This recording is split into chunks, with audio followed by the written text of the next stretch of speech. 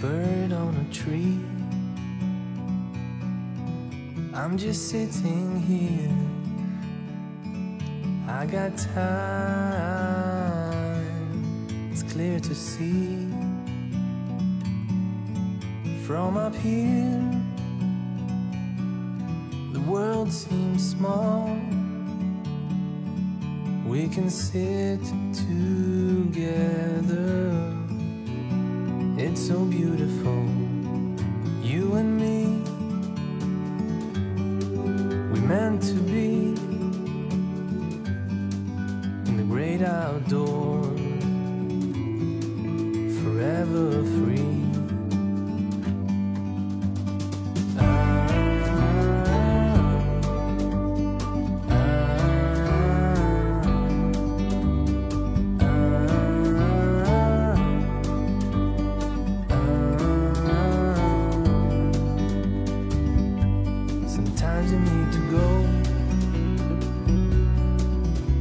A step back to see the truth around you. From a distance you can tell.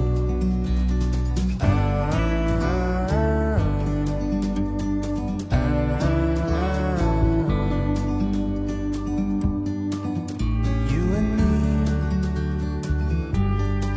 were meant to be in the great outdoors, forever free. You and me, meant to be in the great outdoors, forever free.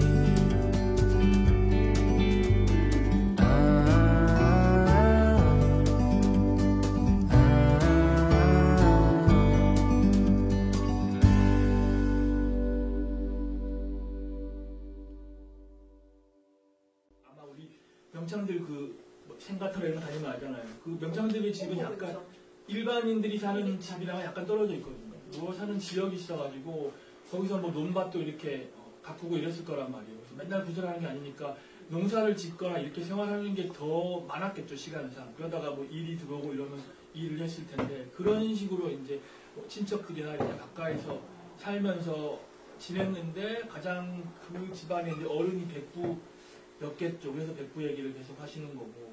그래서 평소 이런 농사꾼처럼 보이겠죠.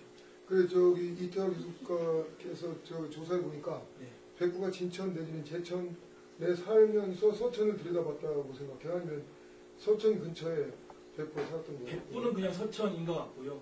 여기 이제 일대기에는 백부가 어디 살았다 이게 나오는 게 아니고 세거지는 원래 뭐 충북 제천이었다 그래요. 아, 이 시대 세거지가. 네, 세거지는 그렇게만 간단하게 나와 있으니까 그 이상은 모르겠고, 근데 저번에 어떤 다른 선생님, 변형 선생님 말씀을 들으니까 이분이 지금 최종판으로는 출생지가 충남 서천으로 되어 있고요. 있는데 어떤 다른 기록들에 보면 어디도 나오냐면은 어디 출생이라고 하더라? 평택에 돌아가셔가지고 평택 사람들도 평택에 처음엔 그랬죠. 돌아가실 때 평택에 계셔가지고 원래 고향으로 돌아간 거 아니냐 이런 식으로 얘기하시는 분도 있었고, 그리고 뭐 아까 이어린년 그 사람은 육촌이긴 한데 육촌인데 그 지역에서 인삼별신제 문화재까지 될 정도였다 그러면 그 단골판에 아주 그냥 오래전부터 주인이었을 거고, 그래서 조금 거슬러 올라가면 그쯤에 살지 않았을까 이런 것도 있고, 아 또 어디 하나 또 있는데 어디 충청 또 어디 하나 또 있어요. 여러 가지 설이 있어요. 네. 워낙 유명한 스타였다 보니까 네. 어디 가면 여기가 내 고향이요 이럴 수도 있고. 그러면 김정근한테 소리를 배우러 다녔다고 하는데 그 김정근이 지금 장항에서 이쪽 그 지역을 쪽 홍성도 갔다가 하잖아요. 그럼 언제쯤 소리를 배우러 다닌 거예요? 이동백이 김정근한테. 야, 이거는 또 이거는 저 공식 의견이 아니고 제 생각인데, 김정근, 그러니까 이 사람이 이동부 선생님이 자기 이제 스승이 누구냐라고 이렇게 계속 물을 거 아니에요. 유명해지면 기자들이나 묻는데 이것도 인터뷰 버전마다 달라져요. 달라져가지고 초기에는 스승을 누구를 얘기했냐면은 선생님 논문에 나와 있어요. 누구였죠? 김영근이랑 최규석이었나? 이규석, 소암에 사는 김정- 이구석, 김정근 말고 제가 그 그거 전에 썼나요? 너무 오래되셨죠. 김혜종, 거기 이제 등장하는 이름이 누구냐면은 그 율객이에요, 율객. 시조나 이런 거 잘 하시는 충청도에 계시는 그런 분들에게 처음에 소리를 배웠다라고 이렇게 얘기를 했어요. 그리고 이제 버전이 좀 지나가다 보면은 중간쯤에 이제 김정근이 등장합니다. 김정근 선생한테 가서 배웠다 그래요. 김정근은 김창룡의 아버님이죠. 그래서 김정근한테 배웠는데 뭐 6개월이라고 얘기하는 것도 있고 아니면 좀 배웠다 이런 것도 있고 한데 아무튼 배웠다 그래요. 그러고 와서 이제 나중 버전으로 인터뷰가 가게 되면은 김혜종에게 배웠다 그래요. 김혜종, 은혜자, 김혜종.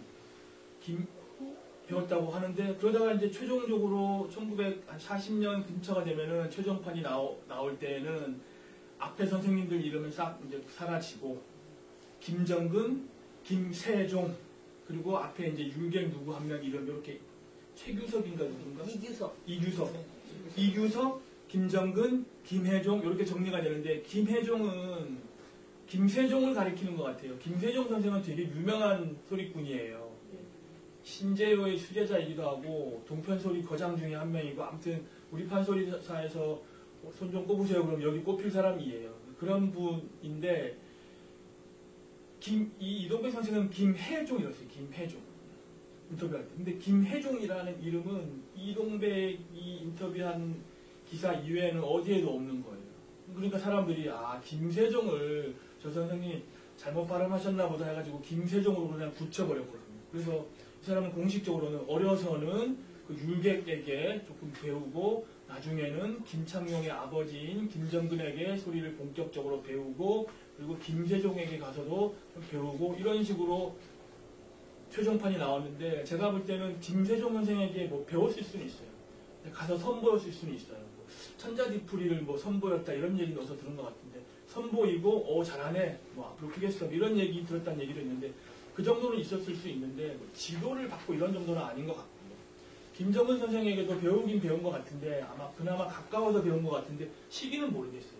시기는 모르겠고 이분이 얘기한 여러 가지를 보면은 20세 이전에 20살 근처 이때 그러니까 다른 지역으로 가기 전에 다른 지역으로 갔다는 것도 되게 너무 버전이 많아가지고 20살쯤 되어가지고 어디는 경기도 지역으로 유람을 다녔다 하는 것도 있고 어디는 20살도 되기 전에 어머니랑 같이 경남 창원으로 가서 생활하기 시작했다. 거기서 옥천대사에게 소리를 배웠다. 이런 버전도 있고 어디는 그냥 무명으로 쭉 지내다가 뭐 올라갔다 이런 얘기도 있고 여러 가지 버전이 너무 많아가지고 모르겠는데 김정근 선생한테 배운 건 아마 20살 그 즈음까지 만약에 서천에 계속 있었던 거라면은 그래도 가까우니까 아마 배우러 다니고 이랬을 것 같은데 최종적인 저의 결론은 배우긴 배웠어도 다른 일반적인 스승과 제자 이런 사람들처럼 앉아가지고 이렇게 몇 달을 몇 년을 이렇게 열심히 가르치고 배우고 이런 스타일은 아니었던 것 같아요. 살짝 배운 다음에 이동백 선생이 워낙 잘해요. 소리를 워낙 잘해가지고 혼자 독공으로 해서 닦아놓은 게 더 많은 것 같아요. 바탕은 배워야 독공을 할 거 아니에요. 어떤 인터뷰를 보면 이동백 선생이 또 이런 말도 해요. 배우긴 배워도 소리라는 게 다 자가독공으로 하는 거지. 그렇죠. 무슨 선생님이 따로 뭐가 있냐. 그렇죠. 이렇게 얘기를 또 하기도 하거든요. 그래서 처음에 이제 처음에 등장했던 최규석이라는 사람 이규석이라는 분에게 뭘 배웠다고 하는 게 아마 사설 같은 것을 그분을 통해서 익수하지 않았나 그런 얘기가 있고 또 한편으로는 이런 인터뷰나 이런 데는 나오지 않지만 집안의 소리가 있어가지고 자기 집안의 소리가 있어가지고 아마 내려오던 문서가 어느 정도는 있지 않았을까 그걸 바탕으로 해서 초기에 만난 그 선생님들한테 사설 같은 걸 좀 해서 보강을 받고 그리고 뭐 아름아름으로 해서 보강을 받고 해서 좀 자가로 해서 약간 독공을 통해서 자기 소리 세계를 만든 뭐 그런 게 큰 것 같아요. 말씀 중에 그 창원으로 이주해가지고 어머니랑 살기도 하고 또 일단 창원 분사가 총회에서 활약을 했고 뭐 이런 경상도 진출은 거의 정설인 것 같잖아요. 네.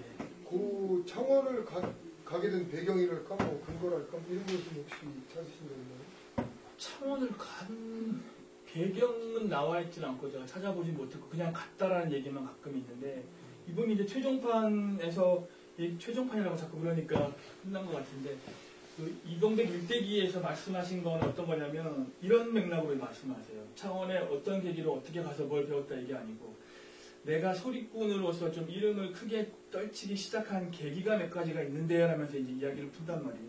그 중에 첫 번째 하는 얘기가 진주에 갔을 때 진주에 이제 경상도 관찰사로 왔던 이지용이라는 사람의 눈에 띄어가지고 한 방에 팍 뜬 적이 있다고 해요. 이지용이 누구냐면 을사오적 중에 한 분이에요. 나쁜 놈이네. 나쁜 놈이죠. 을사오적 중에 한 분인데 왜요? 예? 소리를 좋아했나 봐요. 을사오적이라잖아. 을사오적 중에 한 명인데 그 사람 커리어 중에 진주에서 이제 경남 관찰 지금으로 치면 이제 경남 도시사인데 지금이 진주야 작은 도시지만은 그때만 해도 그죠? 경상관찰사가요? 예. 경상 가면은 대구에 있었는데 그 진주에 뭐 가투 진주에도 있었어요. 대구도 있었던 적이 있고 진주도 있었는데 하여튼 이 사람 있을 때는 진주였나 봐요. 그리고 찾아보니까 이지용은 그러니까 을사오적이고 친일파니까 유명하잖아요. 이 사람 걸 검색하면 더 쉬워요. 몇 년도에 뭐였으면 다 나와요. 몇 년도에 뭐였는데 몇 년도에 정말 진주에서 경찰 경상 관찰사 겸 무슨 약간 지금으로 치면 검사 같은 뭐 그런 겸직 한 시기가 있는데 그때가 이제 이동백이 그때 이 사람을 만나가지고 눈에 들어가지고 되게 총애를 받았고 그 곁에 눌러 살면서 애를 셋 낳았다 이런 얘기까지 했었거든요. 그 애 셋이 어디 갔는지도 사실 지금 모르겠고 그래서 한 10년 그렇게 그분한테 잘 뛰어가지고 스타가 됐다 이런 얘기가 있는데 그래서 이 얘기를 다 믿지는 못하겠고 그리고 그 이후로 유명한 사람들 얘기 많이 하거든요. 근데 워낙 이 소리꾼이 어디서 자기를 인정받는 자리에서 이름이 나면 그 다음부터는 이제 그 행화도 많아지고 그쵸, 아무래도 수입이 그쵸, 올라가니까 그쵸. 주로 이제 가명같이 큰 관아에서 행사하는데 이제 주로 뽑혀서 가서 소리를 하게 되죠. 근데 그러다가 서울로 가게 된 계기는 그러면 있나요? 계기라기보다는 그 다음에 인물이 하나 더 등장하는데 그 사람 만나고 서울로 가거든요. 어떤 거냐면 동명이인인데 김정근이라고 또 있어요. 이분도 이제 당시에 이제 고위 간직이었죠. 강원도 감찰사였습니다. 그래서 이지용에게 잘 눈에 띄었고 다음은 이제 김정근 그러니까 자기 스승이라고 하는 김정근 선생이랑 동명이인이에요. 이 사람이 이제 강원도 관찰사인데 그 당시 강원도 가면 이제 원주 춘천인가에 있었어요. 춘천. 그래서 거기에 가가지고 또 입금을 받았는데 얼마나 입금을 받았냐면은 내가 거기 어디 뭐 하나 시켜줄 테니까 벼슬 하나 시켜줄 테니까 연락해라 이렇게 했대요. 그 정도까지 얘기를 들었는데 문제는 그러고 난 다음에 얼마 후에 이제 이동국 선생 어머니가 돌아가셨다고 얘기하고 있어요. 돌아가셔가지고 이야기가 참 살짝만 길어지는데 돌아가셔가지고 어머니가 그때 창원에 계셨나 봐요. 그 당시에는 창원에 계셔가지고 어머니 장례를 치르고 이제 서천 고향으로 돌아오려고 어머니를 운구해서 서천으로 오는 길이었는데 밤에 도적을 만난단 말이에요. 밤에 도적을 만나가지고 도적이니까 뭐 그냥 대뜸 뭐 단연함 이렇게 했겠죠. 단연함 했는데 이 이동백이 나서가지고 나 저기 소리꾼 이동백이라고 얘기를 했어요. 그랬더니 뒤에 이렇게 물러나 있던 그 도적 중에 두목이 비켜 이러면서 그러면서 이렇게 몰라봐서 이러면서 보내줬다는 거예요. 그래서 그 얘기를 들으면 도적 산적이 알아들을 정도 이동백이다 대단하잖아요. 근데 그거 약간 뻥같이 보이고 물론 그런 일화가 있을 수도 있는데 나중에 더 유명해졌을 때 아마 그런 에피소드가 있을 수도 있는데 이 사람 얘기로는 그 사이에 끼어져 있어요. 강원도에서 그 사람 만난 다음에 어머니 운구하려고 가는데 도적 만나가지고 이렇게 했다고 시기적으로 끼어져 있는데 그런 다음에 어머니 상을 치르고 서울로 올라갔어요. 올라갔더니 이 강원도의 이 김정근이라는 사람이 돌아가시고 없네. 돌아가시고 없어가지고 이 사람 뭐라고 말하냐면은 끈이 떨어졌다 이게. 끈이 떨어져가지고 나 그 벼슬 받기로 했는데 그 양반이 나 벼슬 주기로 했는데 돌아가셨네 어떡하지? 되게 그래서 약간 낙담을 했다는 거예요. 이 말도 좀 웃기죠. 벼슬을 무슨 그런 식으로 하는 것도 웃기고 그래서 다시 이제 서울에서 그냥 무명광대 비슷하게 끈 떨어진 무명광대처럼 활동을 시작했다라고 말을 꺼내고 있거든요. 근데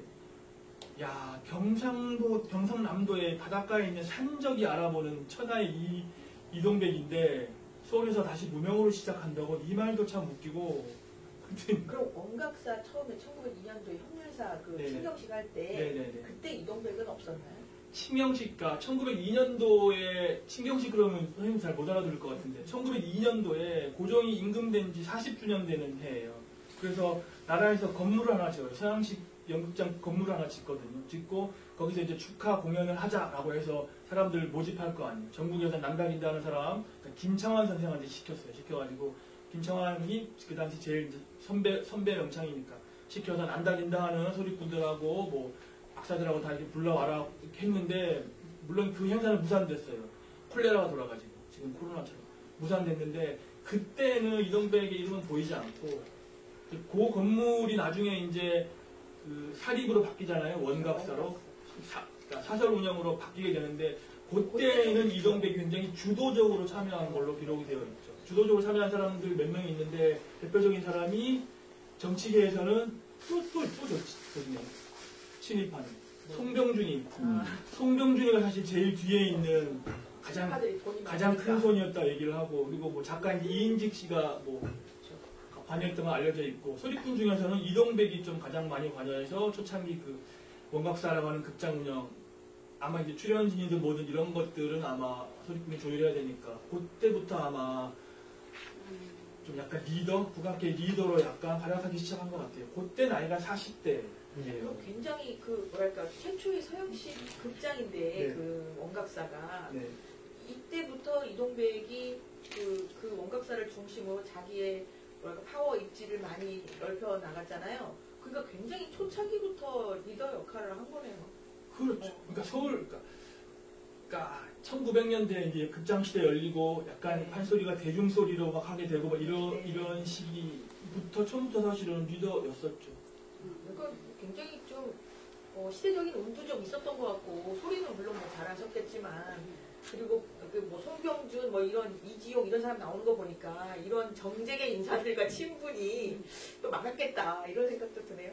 그렇죠. 지금 우리가 볼 때는 야 친일파고 이렇게 얘기할 수 있겠지만 지금 생각하면 그렇잖아요. 당시에는 제일 힘 있는 사람, 유력한 사람들하고 친했던 거죠.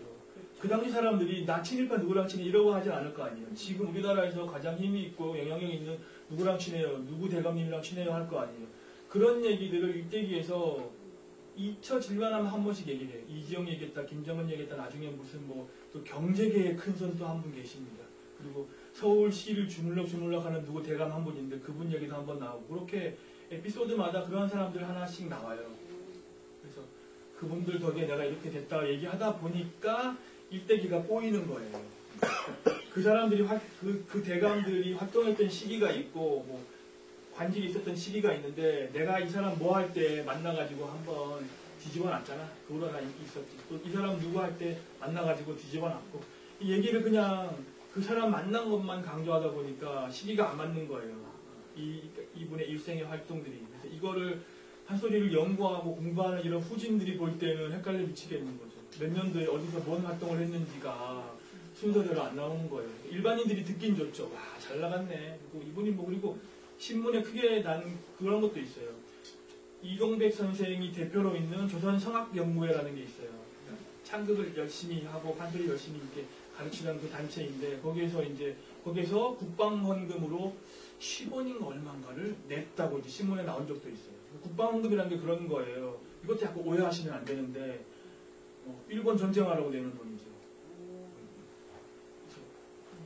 그래서 지금 시각으로는 안 좋게 볼 수 있는데 그 당시에는 나라가 먹혔으니까 일단 조선 사람들이 일본 사람도 살잖아요. 그리고 행세를 하고 살려면 뭐 자기가 활동을 하고 뭘 하려 그러면은 뭐 세금이든 뭐든 내야 되는 거잖아요. 국방도 약간 그런 성격인 건데 전쟁에 쓰세요, 무기 만드세요, 사실은 내는 거거든요. 그거를 이만큼이나 냈다고 신문에 났을 정도였습니다. 이동백 선생이 대표로 있는 무엇입니다. 돈을 많이 벌어서 낸다 봐. 근데 또 그렇게 많이 벌어가지고 뭐 일제를 위해 많이 냈다 그런 것도 있지만 그 당시 명창들이 공연을 할 때 주로 했던 공연들이 물론 그냥 공연만을 위한 공연도 했겠죠. 수입을 위한 했겠지만 약간 자선 사업 느낌의 이런 것도 되게 많이 했어요. 어디 뭐 수재민이 생겼다 그러면은 강원도 원산 어디 가서 수재민 돕게 해가지고 그 출연료 받은 거를 다 기부 싹 하고 이런 식으로 하고 양로원이나 이런 데도 해가지고 뭐 기부하고 이런 것도 많이 했었거든요. 그래서 그 멋진 자세죠. 지금 예술인들이 그렇게 하나요? 뭐 하나? 그 통정대부를 제수받았다고 하는 걸 굉장히 자랑스럽게 여겼잖아요. 네네네. 그 굉장히 높은 관직이죠. 어쨌든 그 과정을 좀 또 어떤 비하인드 스토리가 있나요? 통정대부 받은 것은 사실은 저도 잘 모르겠어요. 이건 함부로 얘기를 못 하겠어요. 통정대부를 받은 것 같기는 한데 그 과거에 이제 이동백 명창뿐 아니라 여러 대명창들이 임금이나 대원군한테 벼슬을 받긴 했는데 벼슬도 되게 높은 것들을 많이 받았어요. 이 통정대부는 상품, 당상관인 건데 상품을 받았다고 하는데 그 정황이 어디 정확히 기록된 것은 없고 그래서 아마 고종 임금이 야 너 제가 약간 사람이 싸니까 싸구려 느낌으로 상상을 해봤는데 야 너 소리 잘하는구나 이러면서 쟤 뭐 하나 줘라 이런 느낌으로 약간 준 것 같아요. 물론 벼슬을 받은 벼슬도 사실은 실무에 종사하는 건 아니죠. 김창완도 마찬가지고 누구도 마찬가지고 실무에 종사하는 사람이 한 명 있었죠. 소리꾼 중에 벼슬을 받고 송만갑이었는데 실제 벼슬을 받고 실무에 종사한 사람이 한 명 있긴 했는데 통정대부는 사실 실무에 종사할 만한 그만한 사이즈의 벼슬이 아니거든요. 오늘 광대였는데 너 통정대부 내일부터 통정대부 근무해 이게 안 되는 거거든요. 이게 명예직인 거죠. 야 잘한다. 벼슬 좋은 거 줘라. 훈장 좋은 거 줘라. 이런 느낌인데 그게 증거나 이런 것들은 사실은 잘 모르겠는데 제가 그냥 의심하기로는 이런 정도 가벼운 게 아니었을까. 첩지 교지 이런 걸 받았다고 말씀을 하시는데 지금 남아있는 거 없죠 아마. 김창완이 참 그거 뭐죠?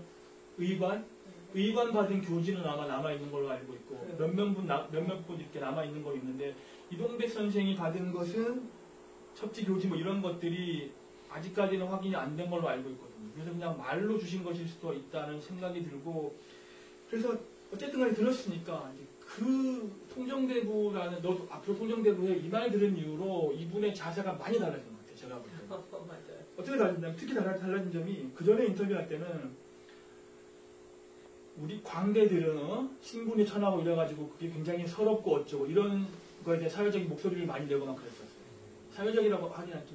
인터뷰할 때 광대를 참 함부로 대하는 거 다 싫어 그랬는데 통정대부 받은 걸로 이제 추정되는 그 시기 이후의 인터뷰를 보잖아요. 그 시기가 1910년 이전인 거죠? 그게 아마 1910년 근처예요. 원각사가 흥행하고 있을 당시에 이분 얘기에 의하면 원각사 초창기에. 그래서 임금님도 아마 구경을 자주 갔다 그러고 그 당시 원각사가 흥행할 때 고종 임금이 지금의 어디야 덕수궁에 있을 때였는데 거길로 불려가서 여러 광대들이 뭐 소리도 하고 뭐도 하고 했다 그래요. 그때쯤이라서 1910년보다 약간 그 전이거나 그때 7년 이전이죠. 예. 고종이면. 네, 그때쯤 그 즈음인데 뭐가 하나 끊었지? 통정대부. 통정대부 이렇게 뭐 달라진 자세가 뭐냐면은 말이 어떻게 바뀌냐면은 그 나중에 인터뷰하는 거 보면은 이게 양반은 양반답게 뭐는 뭐답게 이렇게 할 필요도 있어 이런 식으로 슥 흘리듯이 말하는 게 있어요. 자기 통정대부니까 이게 위아래가 있고 뭐가 있어야지 세상 돌아가는 게 뭐가 있어요 하고 슥 흘리는 게 있고 그 하여튼 통정대부 받은 거 그것 때문인지 그 이후로 굉장히 어떤 자부심 같은 게 많이 넘치는 그런 게 있고 심지어는 이 인터뷰 기사에서 뭐라고 했냐면은 광대들도 원래 양반의 후손이야 라고 얘기를 해요. 그 근본이 뭐냐 어쩌고 올라가서 뭐 옛날에 개성 두문동에 살던 두문동 무슨 현인들 있잖아요. 숨어서 살고 있던 임자들 그 자손들이 이어진 게 오늘날의 광대야 이렇게 막 얘기를 하고 그걸 어디서 이 사람 이걸 어디서 얘기 들었을까 하고 봤더니 또 아주 유명한 어떤 권세가 있는 누구랑 또 되게 친했나 봐요. 그 대감이랑. 그 대감한테 들은 소스를 가지고 와서 이제 풀어놓고 자세가 많이 달라졌어요. 그 금방 말씀하신 것이 이제 인터뷰 원문이 있어요.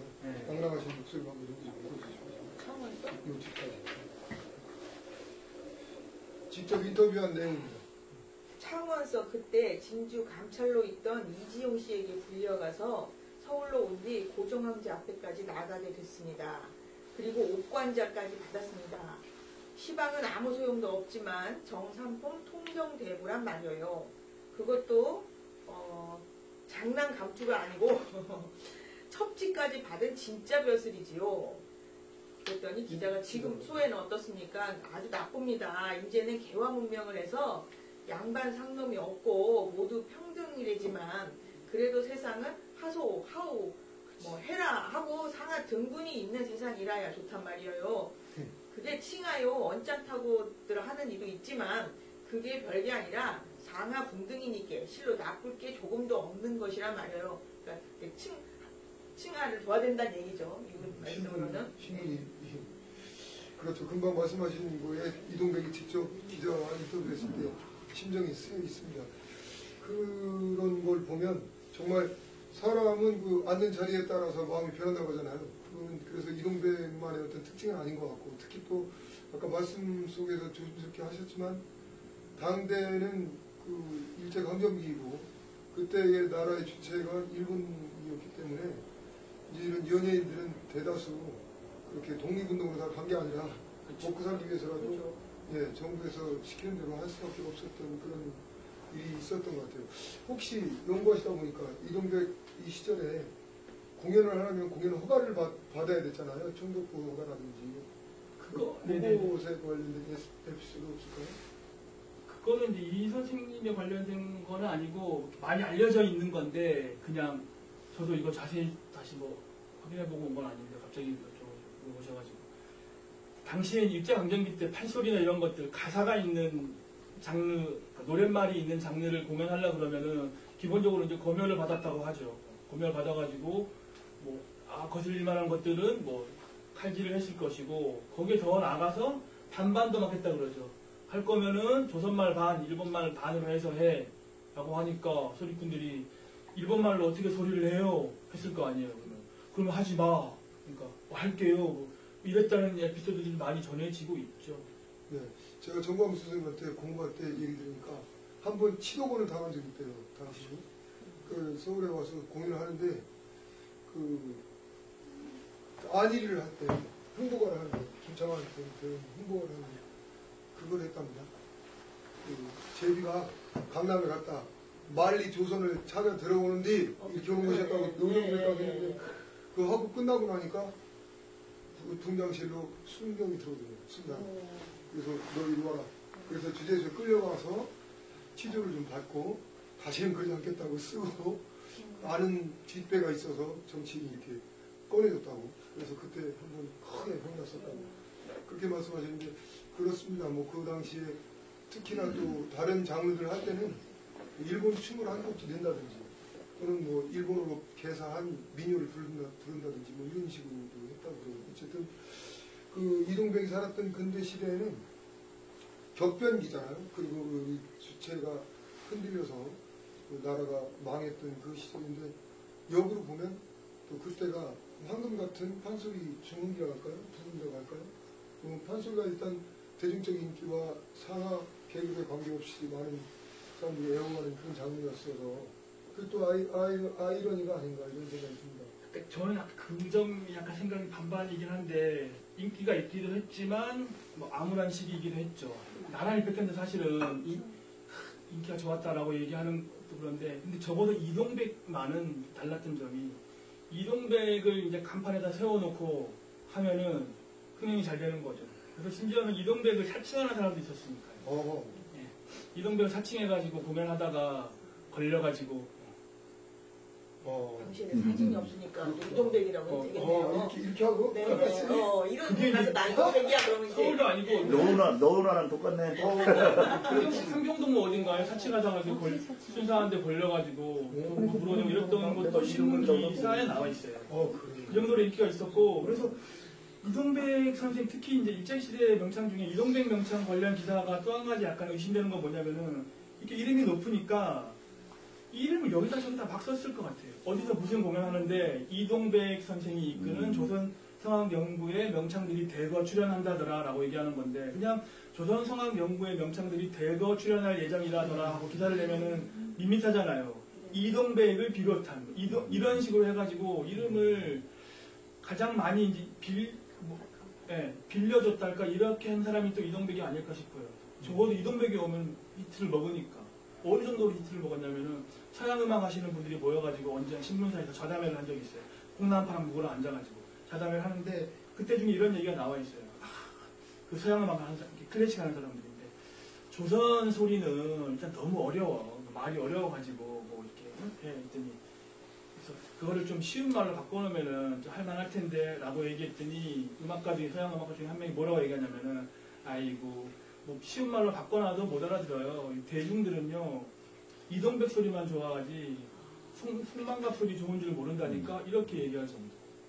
그러니까 좀 안다 하는 사람들이 이런 분들은 송만갑 소리의 정통성 이런 걸 인정하는 편인데 대중은 싹 이동백이었던 것 같아요. 워낙에 쉽게 뭐 나쁘게 얘기하면은 워낙에 열심히 설치고 다니셔서 그런 것도 있고 그리고 음악 자체도 대중이 좋아하는 음악이잖아요. 빡빡하니까.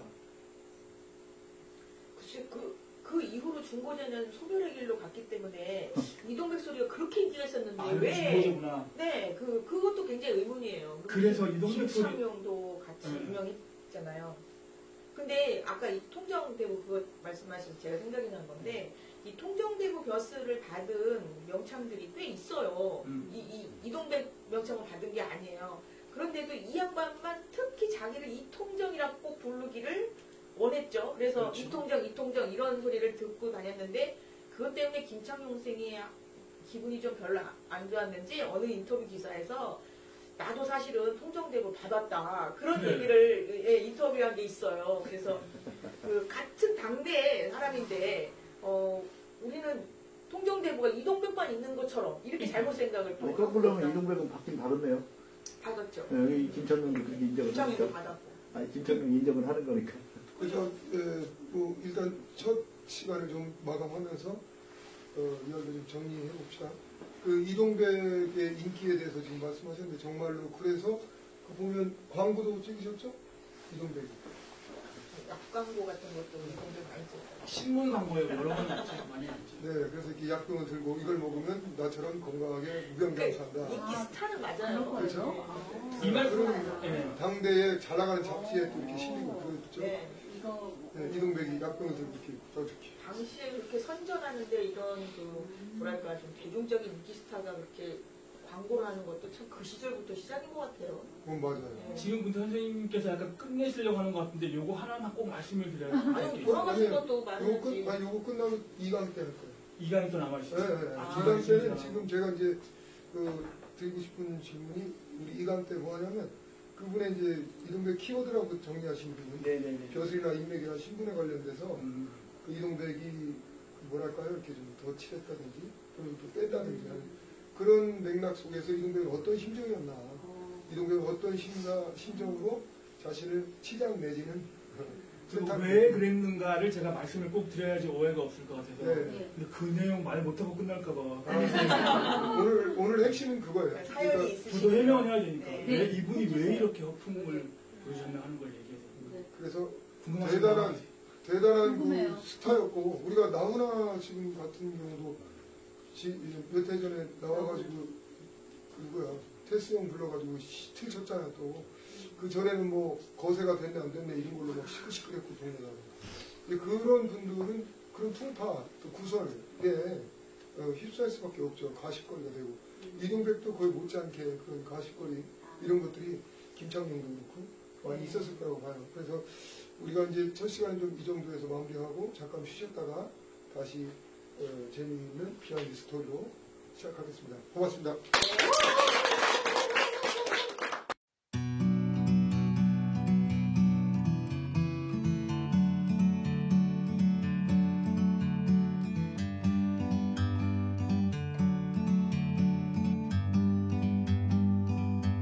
Like a bird on a tree, I'm just sitting here. I got time, it's clear to see. From up here,